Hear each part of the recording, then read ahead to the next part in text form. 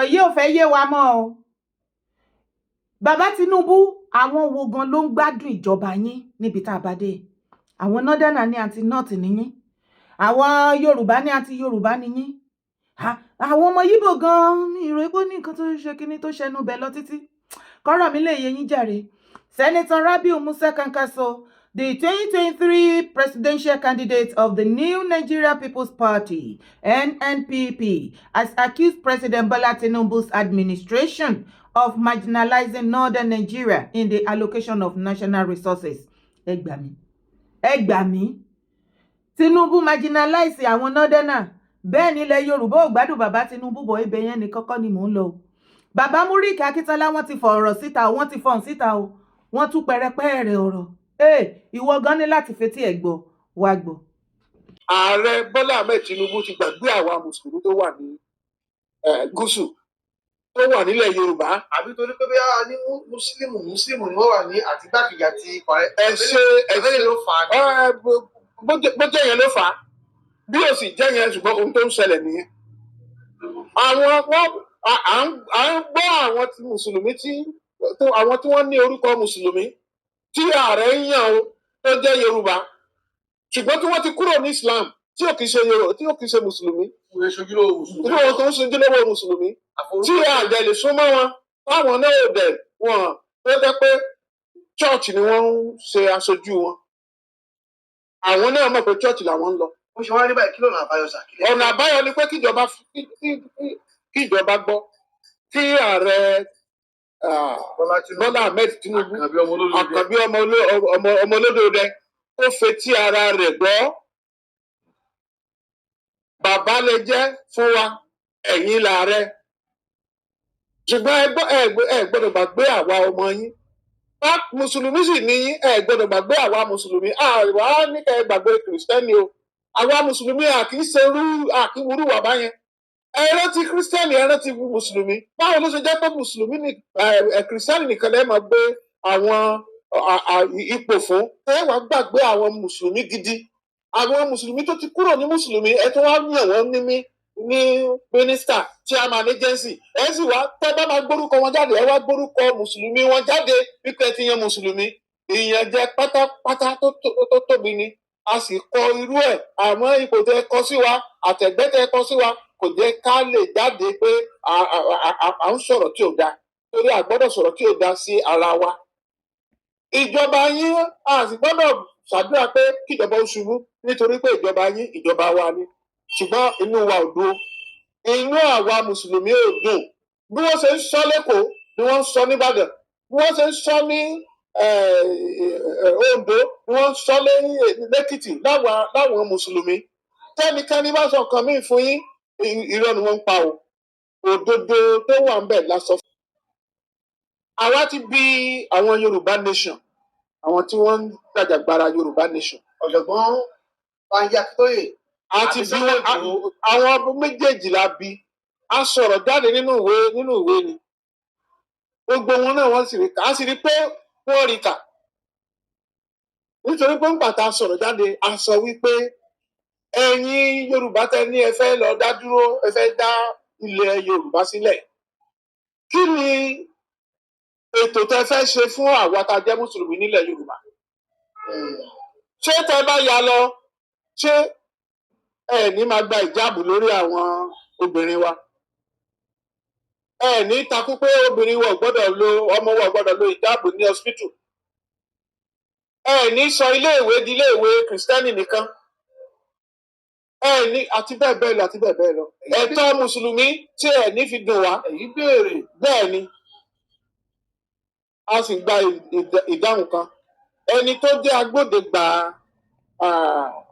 olóyè Sunday Igboho ó fún wa lésì.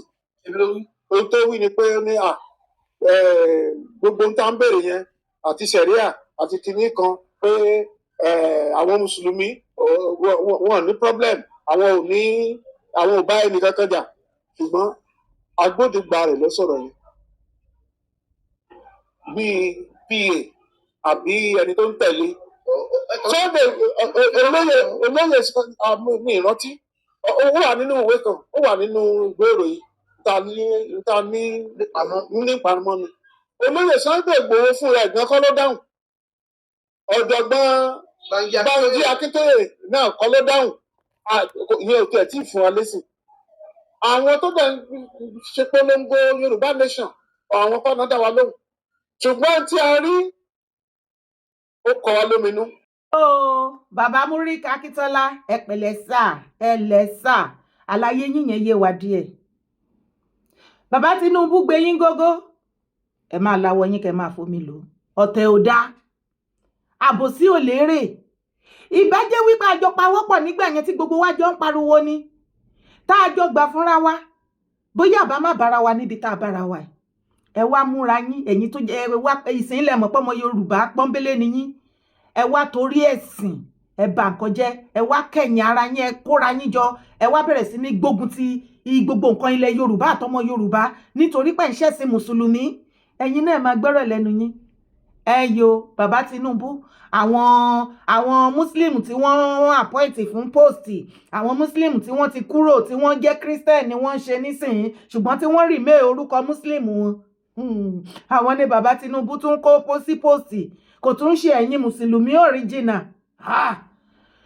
Ọlọ́run nìkan ló lè satisfy ẹ̀yin bàbá Múríkì yìí o ẹ̀yin mùsùlùmí òdodo ọ̀rọ̀ ni mo fẹ́ bá yín sọ tẹ́ bá gbọ́ àlàyé tí bàbá Múríkì Akíntọ́lá ń sọ yìí tó kàn tẹnu mọ́ mùsùlùmí wọ́n marginalize mùsùlùmí wọ́n àwọn gbogbo mùsùlùmí ilẹ̀ Yorùbá Èkìtì Oǹdó kìíní kan àwọn Christian nìkan àwọn ni bàbá Tinubu ń kó náà fún ní appointment kí ló ṣe tó níṣẹ̀ṣe àwọn traditionalist ṣé wọ́n sí lára ilẹ̀ Yorùbá bàbá Múríkì Akíntọ́lá ṣe traditionalist ò sí lára ilẹ̀ Yorùbá torí ẹ̀ dárúkọ Christian Muslim what happened to the traditionalist ẹ fẹ́ pa wọ́n jẹ abẹ́ fẹ́ run wọ́n ẹ lè run wọ́n a ti sọ fún yín the earlier the better kí gbogbo wa jọ gbà fún wa ipe ẹ̀sìn kan lọ fẹ́sìn kan ẹ̀sìn mẹ́tẹ̀ẹ̀ta has come to stay nílẹ̀ Yorùbá àárí ibi ti ra wa sí àti ẹ̀rí ibi yẹra wa sí pẹ̀kí ni mo kó tó bá sọ pé bàrà ni mo yá orí bi yà sí ni tó bá rí bi yà sí ẹjọ́ kóra yín ni a ti jọ ṣẹ́ẹ̀sì ara wa báyìí ṣẹ́ẹ̀sì tó ṣẹ́ẹ̀sì ká jọ gbà fúnra wa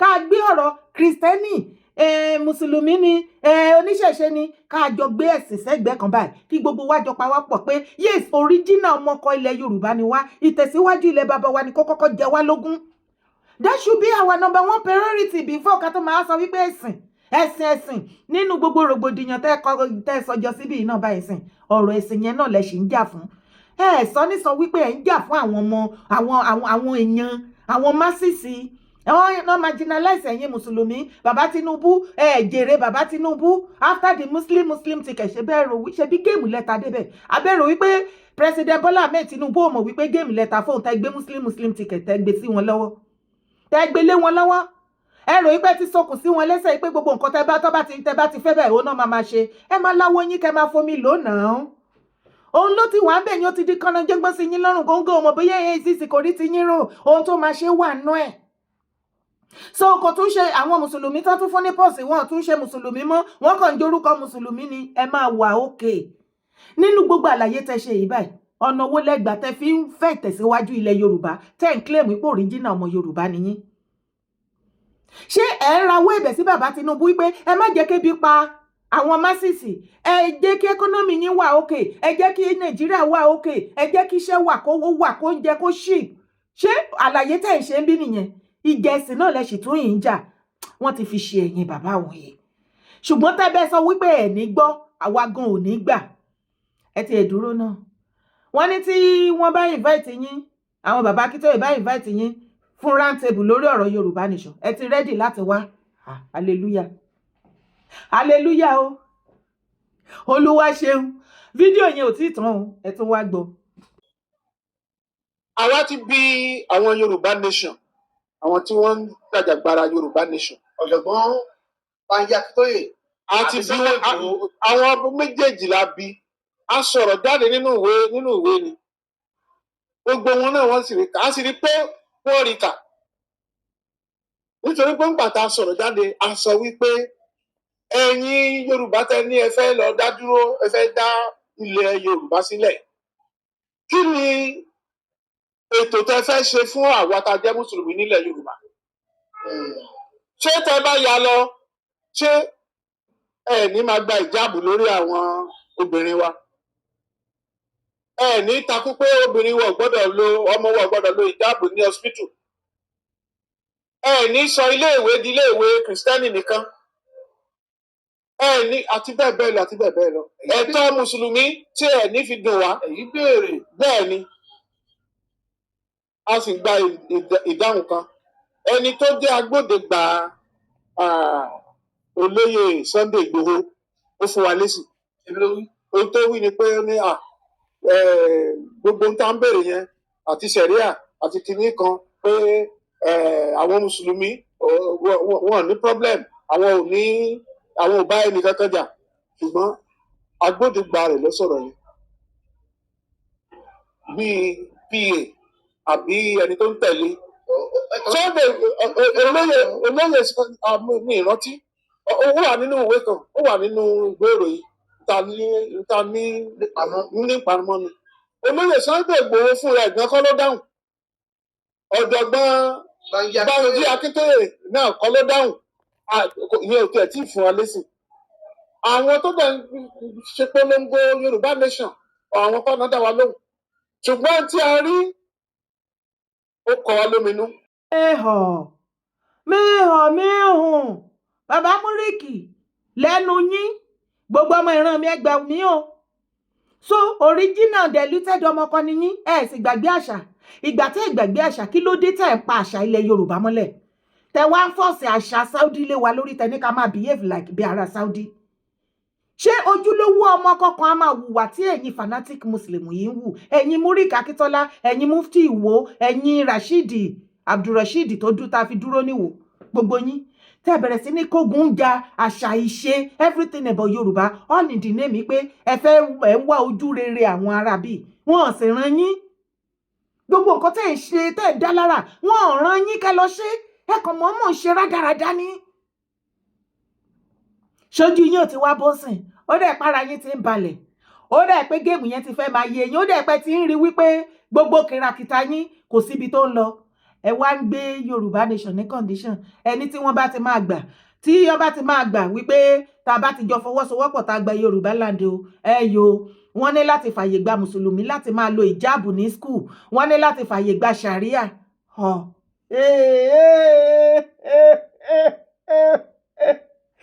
Bàbá Múríkì torí Ọlọ́run, ẹ̀sìn ògbé wa délìkì á mọ̀, ilé ayé lẹ̀sìn mọ̀. Àbẹ́yìn ibi tí Ọlọ́run wá parí gbogbo ẹ̀ sí lọ́jọ́ tó ní kálukú bá ti sun oorun ìkẹyìn. Ilẹ̀ kan iná tó lówó máa sùn ní tálíkà máa sùn ṣe kó tán, àfẹ́lẹ́ tí wọ́n bá dáná sun tọ́kẹ́rú ẹ̀ fún fámìlì ẹ̀, kí la wá ń bá kiri. Ní ìgbà tẹ́ sọ nínú fídíò yìí sì pé ẹ̀yin ò ta àbùkù ẹlẹ́sìn kejì ní oore ọ̀fẹ́ láti ṣẹ̀sí ẹ̀, kódà gan níwájú ilé yín tó bá tẹ́lẹ́gún bá ń kọjá tó bá ń kí yín wọ́n fẹ́ gbowó ẹ̀ kí wọn aráàrùn kèké ẹ̀ yọ owó fún wọn rèé bọ̀ kò sí nínú ìwà yín àti ọ̀rọ̀ ẹnu yín. Ẹ fi sínú ìwà ipá ọmọ ìyájọ́ ni wá, ẹ ti lẹ́ẹ̀ bá wa ọmọ Yorùbá tán, ẹ bá wa ṣe, ẹ ní àwọn ọmọ Saudi, àwọn ará Saudi àwọn ní ọmọ ìyá yín. A ti sọ fún yín pé ojú everybody máa bó, àbàtà yín wá ta kété bẹni pé ìbòdò tán. Ẹ wo bẹ ṣe ń sọ̀rọ̀ ilẹ̀ Yorùbá tẹ́lẹ̀ bìlọ́ǹgì tẹ́ jẹ́jẹ́ ní ọmọ kan bẹ̀. À ń sọ̀rọ̀ nípa Yorùbá nation tó yẹ ká ẹ sọ wípé òkè kí gbogbo wa jọ jókòó ọ̀nà owó lálẹ́ fi gbé gbà. Ẹ wá ń sọ̀rọ̀ pé ẹ tó bá invite ẹ̀yin máa wá, ẹ tó bá ti gba condition sharia nínú Yorùbá nation tó dẹ̀ gba ìjáàbù àti àwọn nǹkan tó wo ló tún kù tẹ́ tó fẹ́. Ìgbà yẹn lẹ́yìn máa support ẹ rí pé ti sọra yín dàlejò. Ẹnu lásán lẹ fi ń jẹ́ Yorùbá. Ẹ rí bí ṣe sọ ni ẹ gbé ọ̀rọ̀ yẹn kẹ́ fi run mú kẹ́ wo bó ṣe rùn tó. Ẹ ń sọ̀rọ̀ bí àjèjì tán invite tó ti pẹ́ nílẹ̀ Yorùbá tó wá fẹ́ ṣe nǹkan ní ilẹ̀ Yorùbá o tó wá ní àtọ́ bá invite wa nǹkan táwa náà ta like lélẹ̀ tó bá lè fi sínú nǹkan wọn. Ẹ ti ń wù ẹ ti sọ̀rọ̀ bí àlejò ń bẹ̀ yẹn, ẹ sọ̀rọ̀ bí ìkan lára wa tó já sí pé gbogbo ilé tẹ̀ ń san ọmọ kan Yorùbá ni yín ẹ̀ ń pọ́n àṣàlẹ̀ irọ́ lẹ̀ ń pa.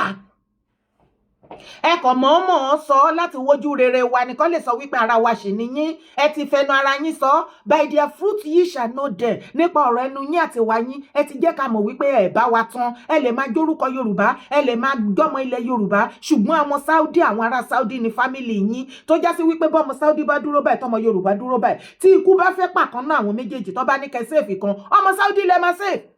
Ẹ ti jẹ́ kó yé wa bẹ́ẹ̀, àwa náà dẹ̀ ti mọ nǹkan tó wà nù yín. Gbogbo ọmọ Yorùbá pátápátá ni mo fẹ́ pe àkíyèsí sí. Wọ́n ti ń gbé ọ̀nà míì wù, system míì wọ́n ti ń gbé wọnú kinní yìí o. Ṣé ẹ mọ̀ pé òun líle ni wọ́n ń lò tẹ́lẹ̀? Ìgbà tí wọ́n ń lo òun líle tí gbogbo wa gbé pàdé wọn, ó dẹ̀ pọ̀ tí ń ṣèǹjì òun sìn. Tẹ́ ẹ bá lísì sí àwọn wáàsí Akéwùgbà Gold, má lọ fọ́ fún wáàsí Akéwùgbà Gold. Ọ̀nà system láti wọlé sí wa lára fúnra lára ẹ ti sọ wípé bí àwọn bàbá wọn ṣe ṣe nígbà yẹn nìyẹn pẹ̀lú tùnúbínùbí àti ẹ̀tàn jẹ ọ̀rọ̀ irọ́ èké ṣáájò òun ni wọ́n fi wọlé sí ọ̀pọ̀lọpọ̀ ọmọ Yorùbá tí wọ́n fi become a Muslim lẹ́ni tó di ogun. Ẹ má gbà fún wọn o, gbogbo ọ̀rọ̀ tútù tó bá sọ jáde kò dénú wọn o, orí ètè lásán ni nǹkan tó fẹ́ ṣe wà nínú wọn. Ibẹ̀ ni kọ́kọ́ là ń lọ. Ṣé o ti gbọ́ ọ̀rọ̀ àárín Yorùbá àti ọmọ Yíbò yìí? Ó máa ń fa kìkì, ó máa ń fa kìkì. Yorùbá ò máa mú kinní ní kékeré. Ẹ̀yin tí Lasgidi mo gbé gbòsàgbòsà fún yín lẹ́ẹ̀kan sí ènìyàn nìyẹn. Ṣé ti gbọ́ Charlie Boy bus stop, Charlie Boy street lẹ́kọ̀ọ́ ní Lasgidi tíátíá wọ́n ti parẹ́. Olamide Bado olóní street yẹn sì wá lọ gbọ́. Ajidago Street will now be called Olamide Adedeji Bado Street. That means that Charlie Boy bus stop will now be changed to Bado bus stop. No more Charlie Boy. Elijah Road will now be called King Sunny Ade Road.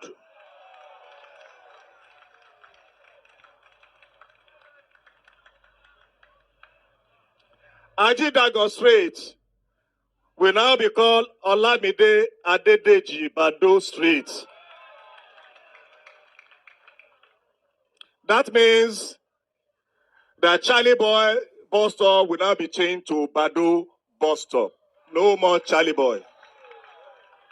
Ti rí fídíò Olamide Bado brother tíátíá wọ́n fi replace Charlie Boy street àti bus stop. Okay. Wọ́n wá tún fi orúkọ míì wọ́n tún replace ẹ̀ pẹ̀lú orúkọ bàbá wa King Sunny Ade. Kó máa lo bẹ́ẹ̀ àbí kí ló ní mo sọ? Ṣé kó máa lo bẹ́ẹ̀?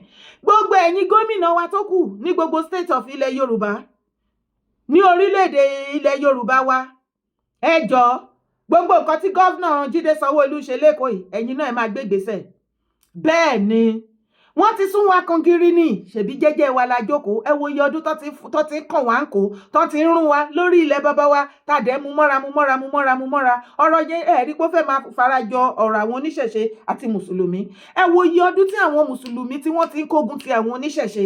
Ẹ wo iye tí àwọn ọmọ inú wọn torí àwọn àgbààgbà wọn lẹ́nu ọ̀rọ̀ bí ìgbà táwọn mùsùlùmí yẹn ti kó wọn láyà jẹ ni. Àwọn ọmọ inú wọn àwọn yọ́yọ́ kíní wa àwọn yúùtù náà ṣe wá bọ́ síta tó ń gba àyà wọn padà. Àwọn ni wọ́n wá ń gba àyà padà fáwọn àgbàlagbà oníṣẹ̀ṣe. Àwọn ni wọ́n wá ń jẹ́ kí àwọn oníṣẹ̀ṣe lẹ́nu ọ̀rọ̀ lẹ́ni tán wá ń wà bold ní ìgbà táwọn mùsùlùmí sún wọn kàn gírí. Ìgbà tí àwọn ọmọ Yíbò náà sún Yorùbá kàn gírí. Ó dẹ̀ pé Yorùbá ti jí o àsùnmọ́ àsùnmọ́. Ṣé kó máa lo bẹ́ẹ̀? Ṣé kó máa lo bẹ́ẹ̀? Ẹ jẹ́ kó máa lo bẹ́ẹ̀. Orúkọ tèmi ò yí padà, Iyedarako Owekokoko ni mò ń jẹ́. Má gbàgbé láti bá mi share fídíò yìí. Má sì gbàgbé láti ṣe kíni láti bá mi subscribe, support my brand. Ilẹ̀ Yorùbá gbè wá o. Greatest Yorùbá land. Great. Bye.